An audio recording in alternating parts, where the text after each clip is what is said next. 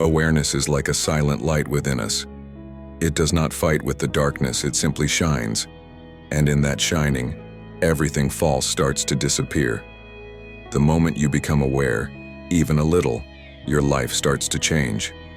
You begin to see things that were always there but hidden behind the fog of habit, belief, fear, and conditioning. In our daily life, we are usually lost in automatic actions, brushing teeth, drinking tea, talking to someone, working, walking, and in this mechanical flow, we rarely observe what is really going on inside us and outside us. We respond to people from old patterns. We listen not to understand, but to reply or defend. In relationships, we repeat the same arguments, carry the same expectations, suffer the same wounds, and blame the other for our pain. But the moment awareness enters, a new intelligence arises. You start to notice not only what others are doing, but what you are feeling, thinking, assuming. You see your reactions, your tone, your assumptions, almost like watching yourself on a movie screen. And in this seeing, a space is born. That space is the beginning of real freedom. In a conversation with someone, for example, when awareness is present, you don't just hear their words, you sense their energy, their intention, their pain, their confusion, and most importantly, you sense your own reaction rising. The judgment, the need to be right, the urge to interrupt, and because you are aware, you don't get carried away by these reactions. You pause, you observe. That pause is not weakness, it's power. It allows understanding to grow. You may realize the person is not angry at you, but carrying something from their past. Or you may realize that you are defending not truth, but your image. In that moment, awareness dissolves unnecessary conflict. Understanding replaces argument. A simple conversation that could have ended in misunderstanding now becomes a space of healing. In the field of work, awareness works like a mirror. Many people work without joy, without presence. They drag themselves through the day, lost in deadlines, targets, office politics, comparison. They get exhausted not because of the work, but because of the constant inner noise. But when awareness touches your work, even small actions become alive. You type with care, you listen with focus, you manage without fear. You become more creative, more grounded. You begin to see which actions are essential and which are just ego-boosting or habit-driven. A manager, for instance, may notice how much of his stress comes from trying to control others rather than trusting and supporting them. A worker may realize that doing things slowly and rightly is more effective than rushing. With awareness, work stops being a burden. It becomes a form of meditation. In relationships, awareness removes the veil of demand. Most relationships suffer not because love is absent, but because awareness is absent. We try to change the other, mold them into our image of how they should be. This creates tension. The more we push, the more the other resists. But when you are aware, you begin to see how your own expectations are shaping your suffering. You realize that trying to possess or control another human being is violence. True love cannot exist without freedom. You begin to listen more, judge less. You watch your own neediness, your jealousy, your fear of abandonment. And in that watching, these emotions lose their grip on you. You don't fight with them, you just observe. And slowly, they dissolve.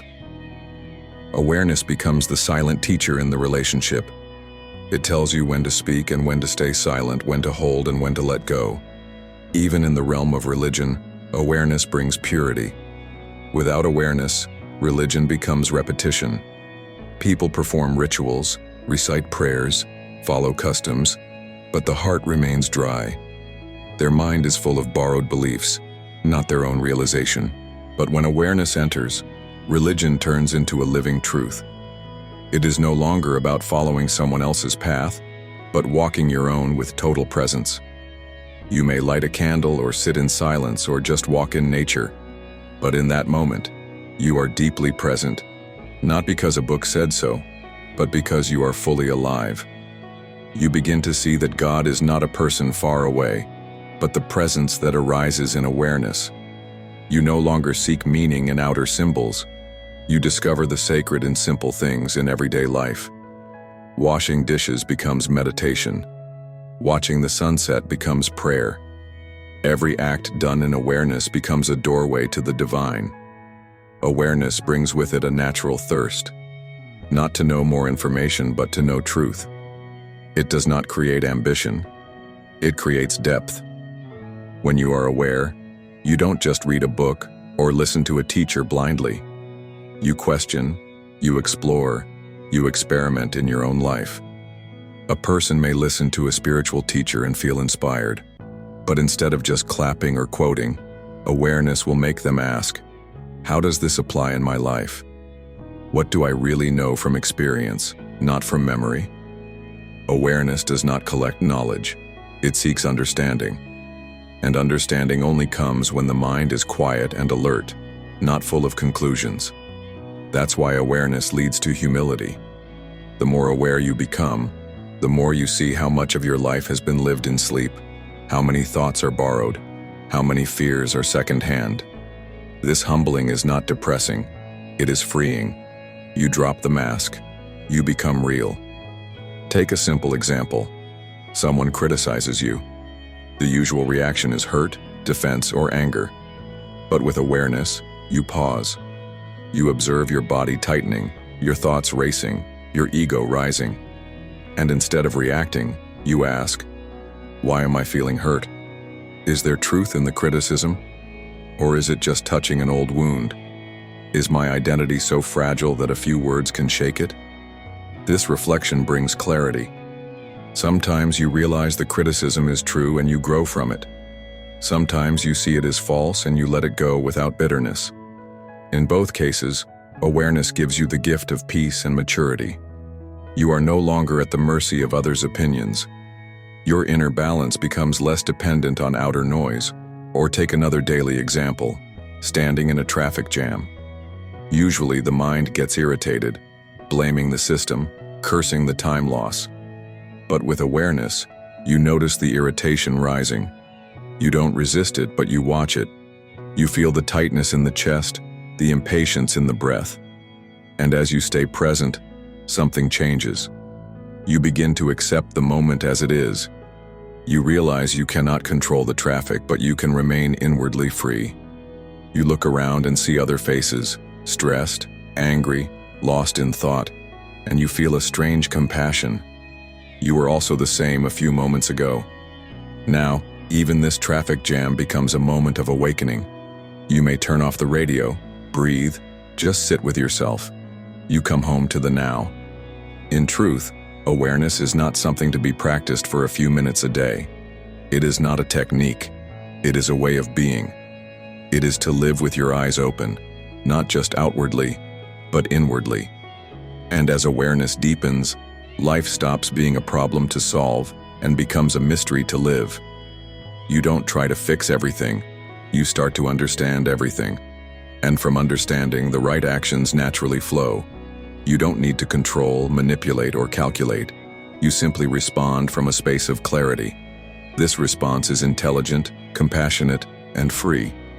And it is not born from the past, but from the present moment. Even pain becomes different in awareness. Normally, when pain comes, physical or emotional, we resist, complain, or escape. But when you are aware, you feel the pain without panic.